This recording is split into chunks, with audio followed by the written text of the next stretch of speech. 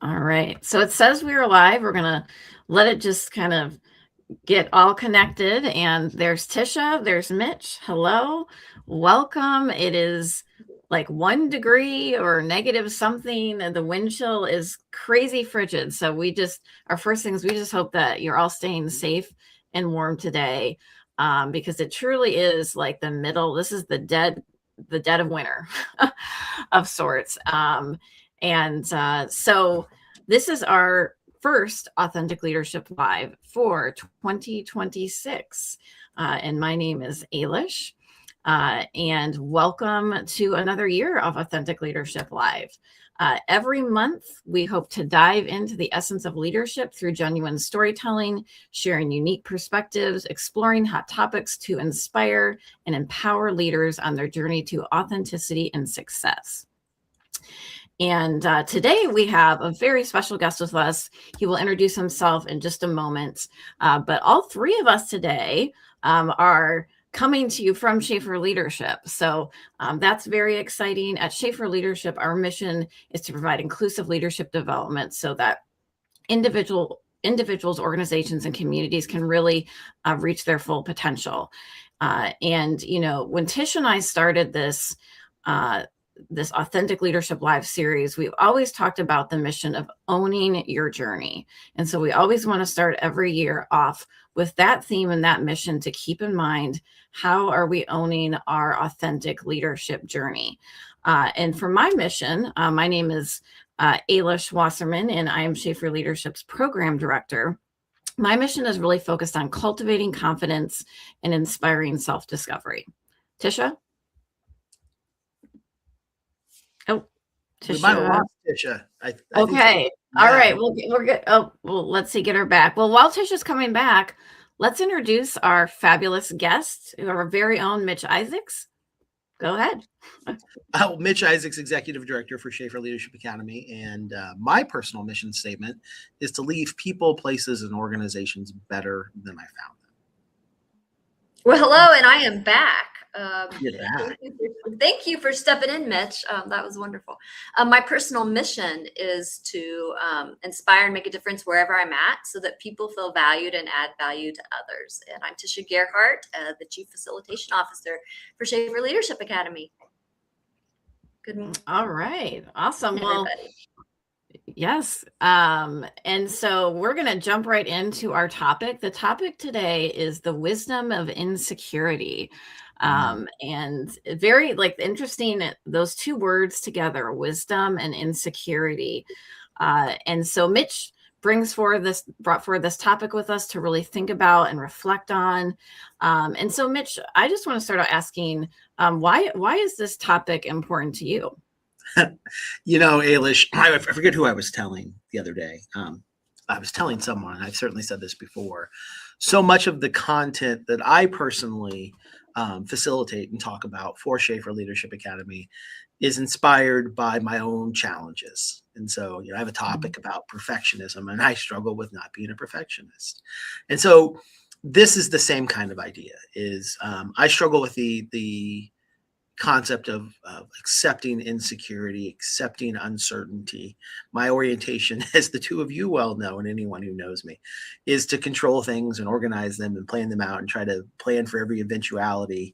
And the older I get and the bigger Schaefer Leadership Academy gets and the longer I live, the more I've been confronted by the idea, life doesn't work that way.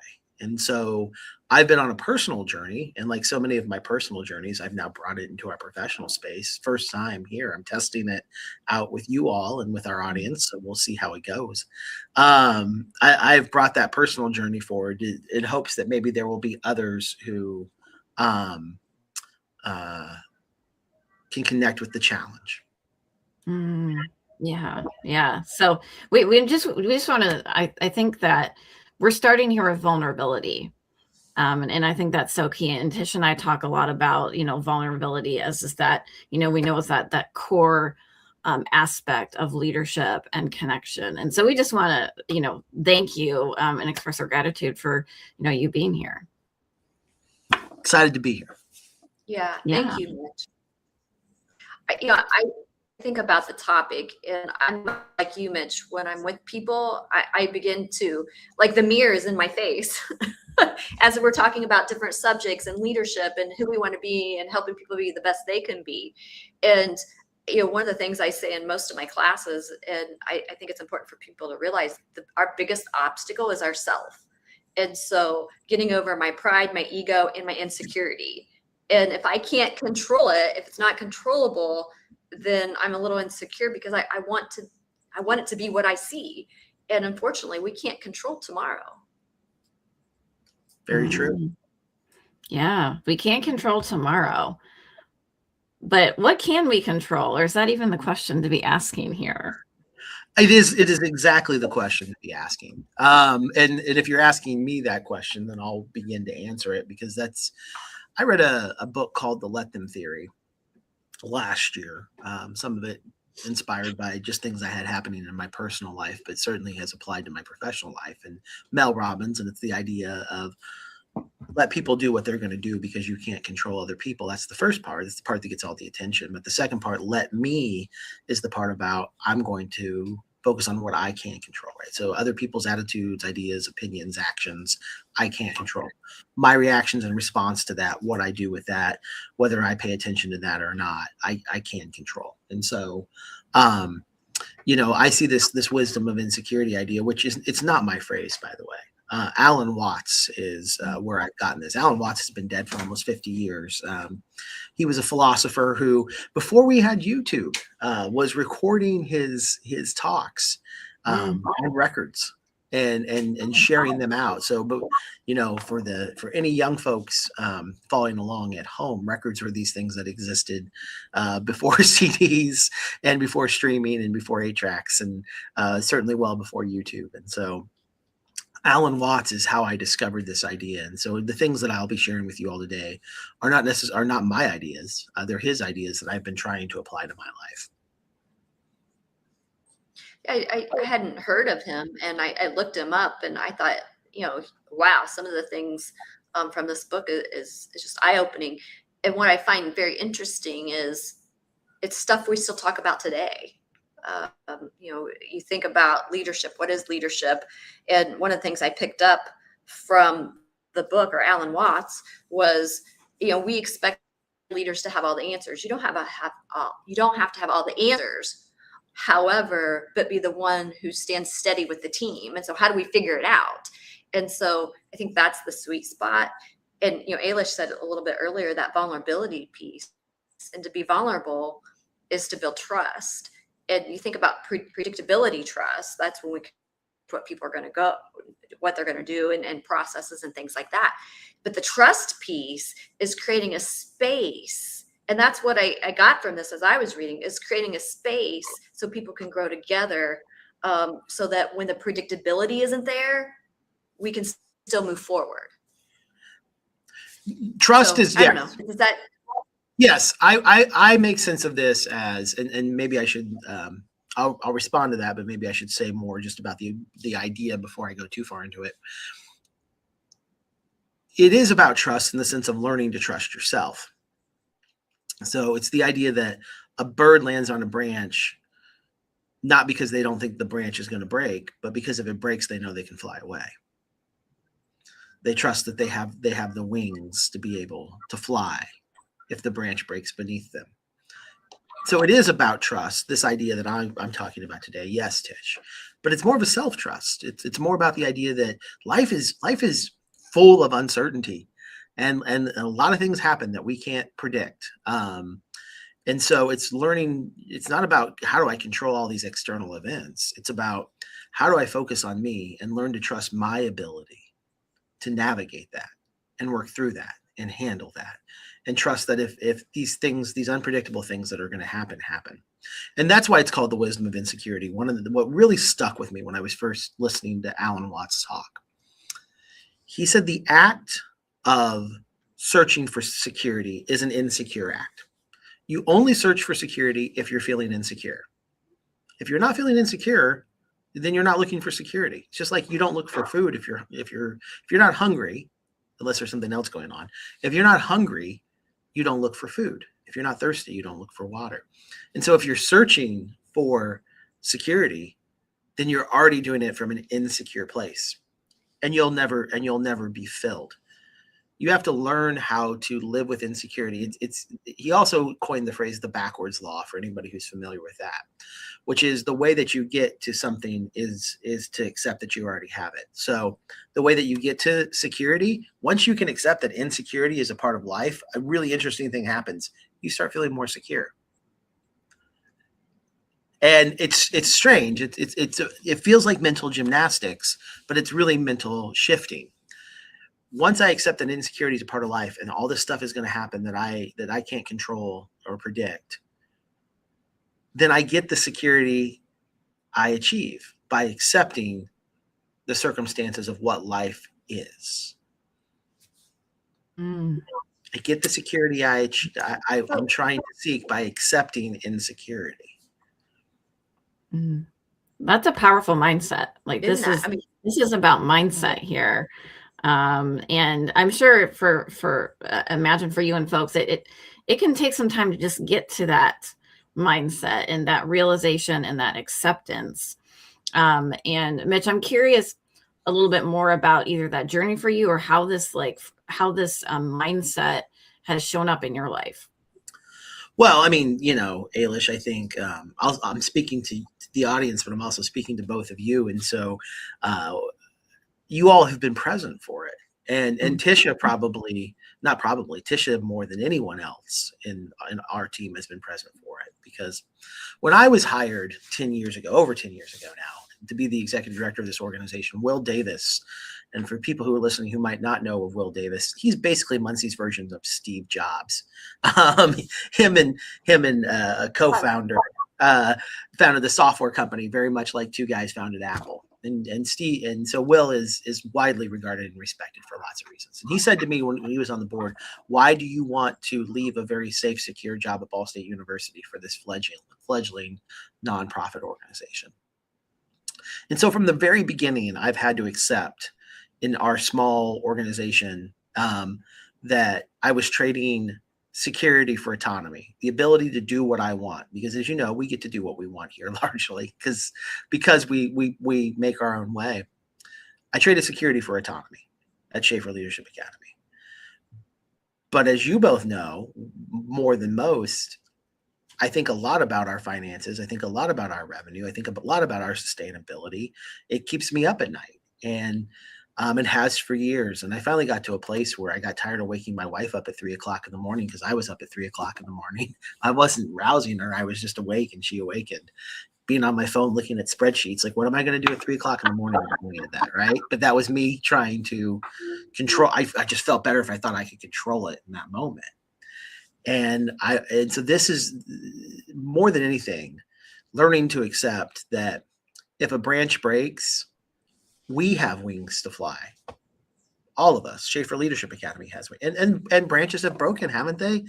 Our contract with we love Eastern Indiana Works. That contract is very different in 2026 than it was in 2021. Very different. But we're okay because we figured it out. And we've continued to figure it out. And so that's what I'm learning to trust. I'm trying to find that balance between, hey, we're going to figure it out because we all have always figured it out, and the calmness that comes from that, but not going too far into that where we stop paying attention and we don't continue to do the things that have made us successful, which is, I think, being vigilant and being attentive and being aware of any possible challenges. So there's a tension there. You don't want to freak out about it, but you also don't want to ignore the real challenges in front of you. And so I'm learning to live in that tension. Yeah. Some of the things that were coming to my mind is, for me personally, playing euchre and I'm losing. It's all about, because like the security, so I have to shift my mindset. I know it's around, I'm pulling us clear around this way. And I also have a mindset for me personally is that it always works out. Might not work out how I think I've controlled it to work out, but it always works out. It does. It always does. You know, one of the things that Watts said that really got me thinking about this is that our mind is designed to solve problems. The challenge is our brains, our genetics are not really different than cave person genetics. So, you know, think about how many hundred thousands of years ago, and you're walking through the savannah and the grasslands, and you hear a sound. Well, that sound could have been a predator. It could have been somebody from a competitor tribe. It could have been a rock falling. That was a place of constant threat, and so your brain was constantly scanning for the environment. And if you heard a sound, then getting out of there, fighting it, was 100% the appropriate response, because that was about survival. The problem is today we have that same software. And so we interpret our brain, in an effort to keep us alive, interprets everything as that level of threat. And so it's actually a really good thing. You know, we gain weight because we like foods that are high in calories. Well, foods that are high in calories taste good because historically it's been good to have high calorie stuff, because our genetics came during a time where food wasn't guaranteed. So putting on weight actually was not bad genes. It was good genes. It means you would survive longer. But we now live in a time where for the vast majority of people, food is abundant. So those genes that, like, for guys like me, like, I would have done well 100,000 years ago with all the weight I keep on. That would have been great. But now I'm in a place of abundant food. And so that genetics that were great then become a problem now. And I have to learn to control those things because I don't need that, even though my body's telling me I need that. And it's the same thing here. You know, your brain is still scanning the environment. That's what anxiety is worried about the future, scanning the environment, looking for all these problems to solve, and so it is an adaptability feature that has helped you survive, but it is not a feature that in today's environment will help you thrive, that will help you live a more holistic life, that's going to make you a healthier, happier person at home, with your family, and certainly at work. And so it's learning to that thing that exists for a very good reason, calibrating it to make it, you know, it appropriate for where we are today. Watts says it so much better. I have a question and a thought. Yeah. Yeah. Well, I have a thought, Mitch, and a question. What's the cost to leaders when they're chasing certainty?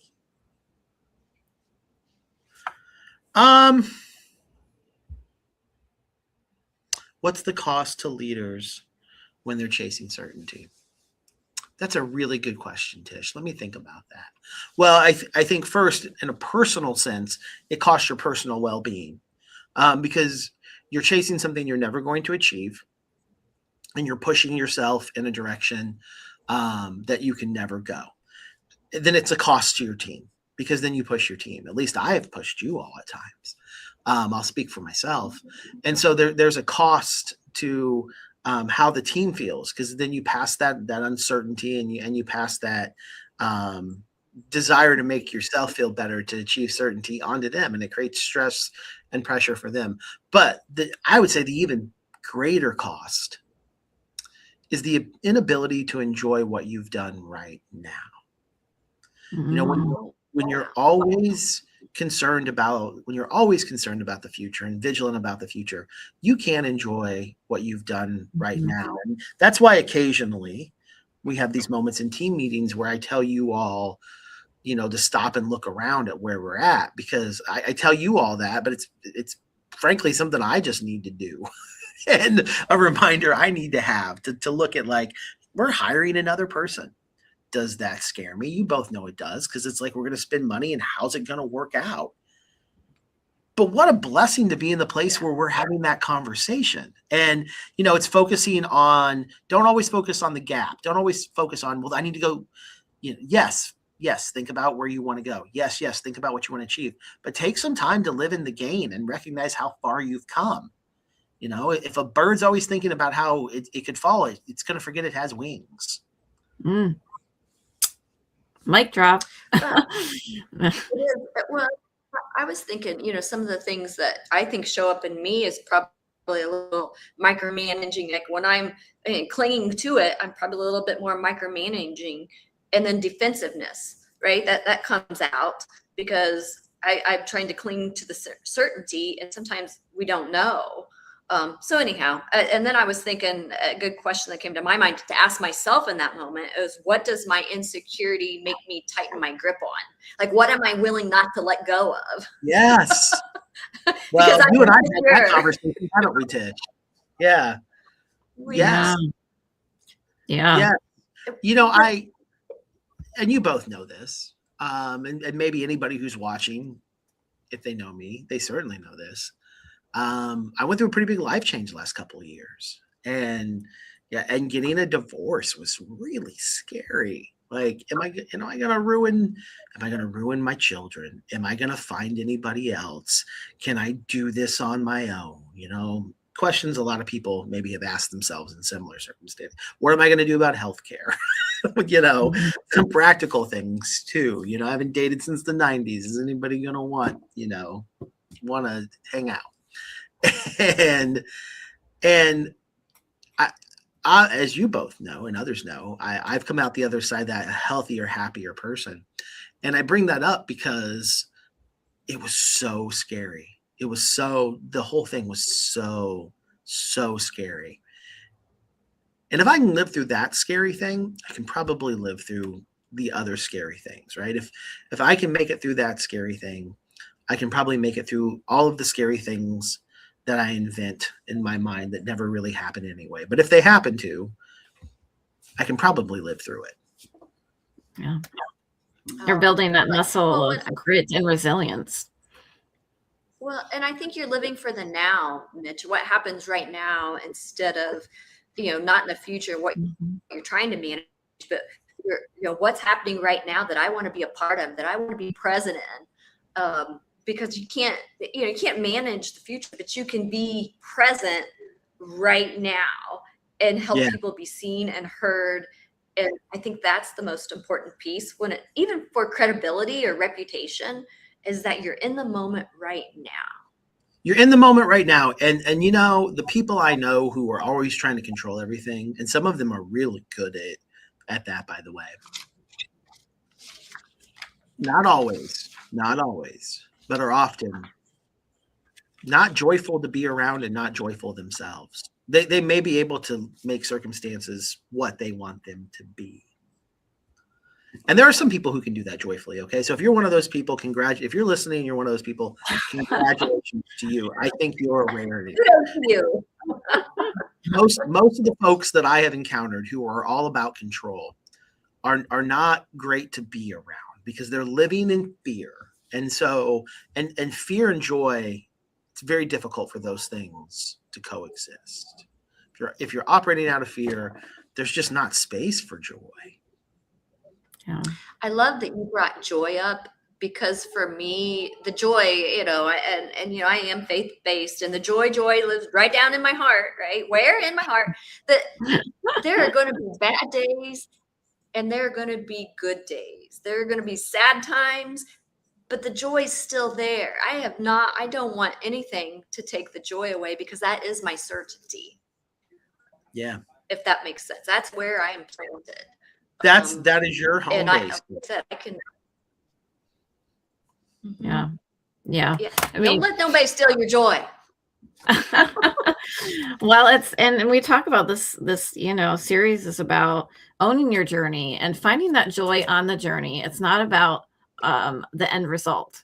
Like, how are we, as we just talked about, being in the moment, being present. And for me, I think about, as we've been talking about, being present allows us to see possibilities.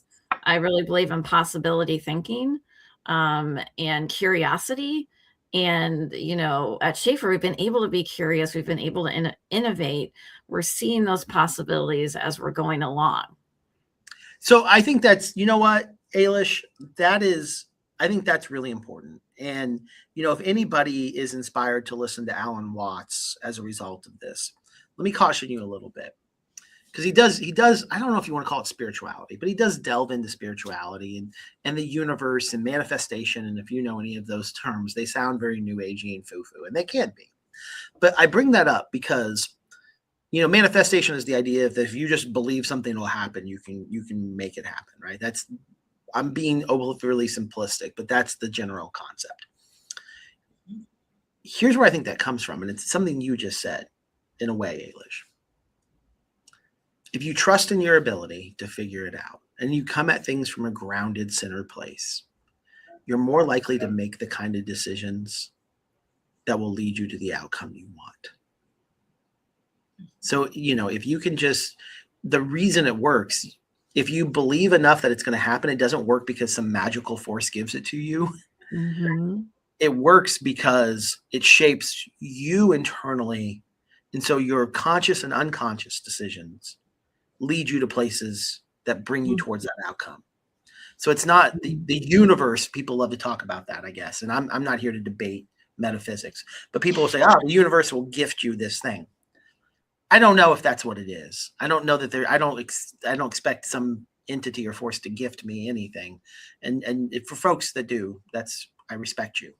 The way I make sense of it is if I'm grounded and centered and I believe in my ability to handle things, or I believe that something's going to work out, it changes the way I am. And it makes it more likely, no guarantees, that things will work out because I'm operating from a place that leads me to make the kind of decisions that I need to make to get me there. That's powerful. Powerful. That is powerful. And honestly, Mitch, I'm not a psychologist, but we talk about concepts related to psychology, positive psychology. That's not just you, that's science. Like there's science to back up these thoughts about internally and how we think, how we feel and think and behave. That's all connected, and that comes out in how we live our lives. And I think it's part of the reason why, since we've gone here, and let me say this with respect, so I want to be clear and no one thinks that I don't see the value in this. I know people who are great faith, of different traditions, right? Whatever that tradition is. People who genuinely have faith in something larger than themselves, whatever that might be. And they're very grounded. A lot of them, not all of them, but many of them are very grounded and centered people, because that faith that brings you this kind of calm, right? That brings you this kind of thing. And so that faith becomes a gift, because if you truly believe, and whether that belief comes from, something greater than yourself, like a God or the universe or whatever you want to call it, or it just comes from, hey, I can work this out. Wherever you place that faith, I think if you have that faith, it leads you to a clearer, calmer perspective that helps you to get where you're going to go. So I want to create space for when I say that Alan Watts is spirituality, and I don't expect somebody to hand something to me. I think the people who do believe, I think there's been a lot of value to them for those reasons, and maybe others. I don't know how the universe is really structured. I just know what I experience. Well, I also think it ties in, anybody who does sessions with us, we talk about crucial conversations. One of the best tools there is put your heart right. If you have your heart right and you know what you want the end result to be, that drives how your body language, your choice of words, your tone, because you already know what the goal is, the end in mind. Yes. I think about goals. If I know that I want to lose 50 pounds by the end of the year, everything I'm doing this week is going to contribute to my weekly goal. Everything I'm doing this week, every 4 weeks, is going to contribute to my monthly goal. So if you're looking at the end result and the goal you want to achieve, your mind shifts. It has to, or you won't accomplish what you're looking for. And, you think about coaching and all that and having conversations, accountability partners, all that has to do with the certainty that I can make it there, right? To the uncertainty piece. Like we begin to think differently. We begin to react differently, I guess. Yes. Your inward orientation shows up in your outward operation. Yes. And it's not, here's the thing. It doesn't guarantee anything, right? It doesn't guarantee that, the idea of saying everything's going to work out doesn't guarantee that it will, but it certainly puts you in a better perspective and mindset to make it happen. Maybe that's the way. When you said it earlier, Mitch, you have to be present. You got to work at it. And I think about, one of the questions I had as a reflection question for today was, what would change if I led with presence instead of control? So being present. I think you pick up on more. Control is about, I already know what should happen here, and I have an outcome, and I'm going to drive towards that. Presence is, you can have an outcome, and you should. Usually it's good to have goals. Okay. But when you're truly paying attention and you're truly present, you're usually picking up on things that could influence and change what that looks like. And it may not change your goal, but it could change the way you get there.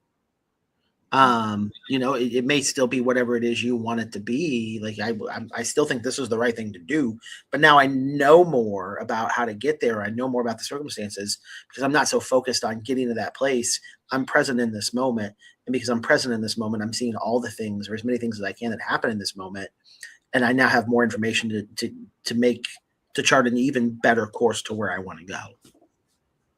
Yeah. Wow. Wow.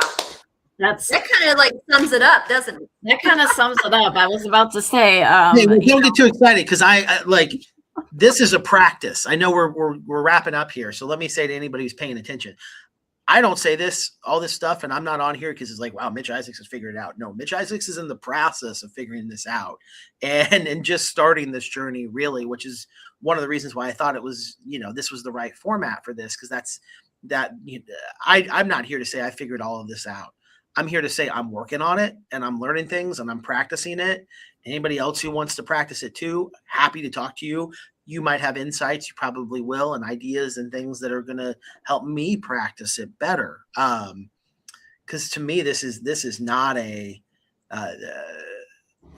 probably going to be a lifelong struggle for me. I know how I'm built, and it's probably going to be something that I'm going to have to think about for a very long time. Yeah. Well, that's what this session's all about. Authentic leadership. Authentic leadership, Mitch. Yep.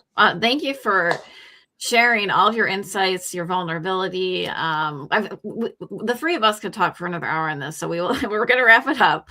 But we so appreciate this conversation, and I know people feel free to comment, on any of the social medias.